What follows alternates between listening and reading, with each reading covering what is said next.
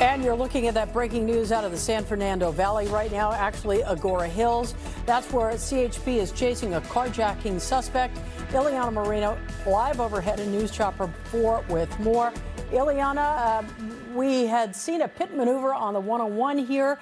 Looked like he lost part of a tire, but he's still going.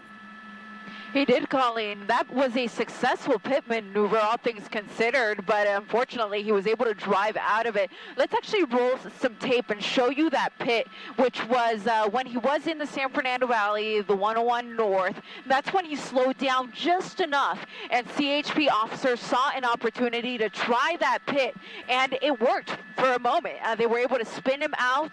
He was facing the wrong way. It seemed like it was over because he even lost a tire.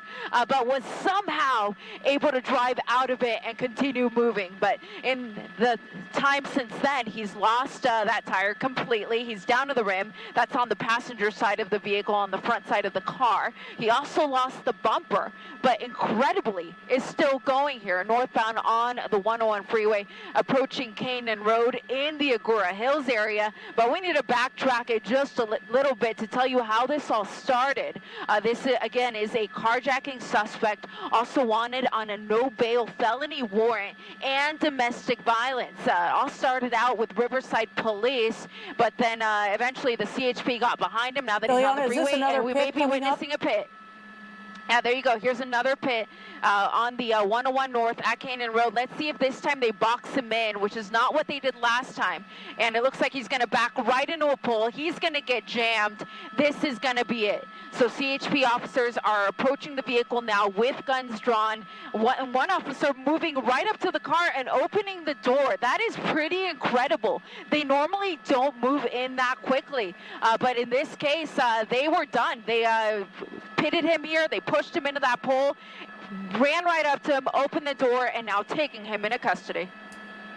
We want to remind people, too, we talked about carjacking here. It may have been a case of domestic violence as well.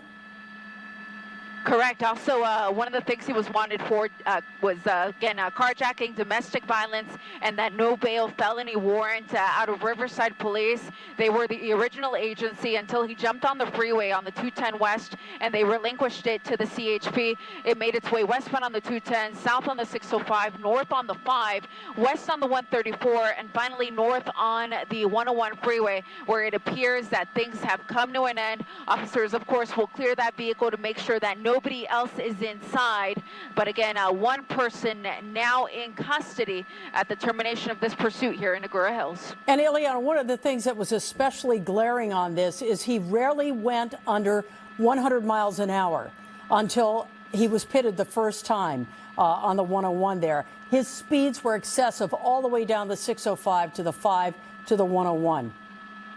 It was a fast-moving chase, Colleen, at one point going over 100 miles an hour. So even though we've crossed a lot of territory here, all the way from the IE over to Agoura Hills, he was able to make up that trip very quickly because of the high speeds until, as you said, he was pitted and slowed down. But even after the pit, he was still going at freeway speeds, so easily still in the 60 to 70 mile range until finally this last pit maneuver, the second pit maneuver, was able to bring things to an end. And fortunately, no collisions to report during the course of this pursuit, and one person now in custody.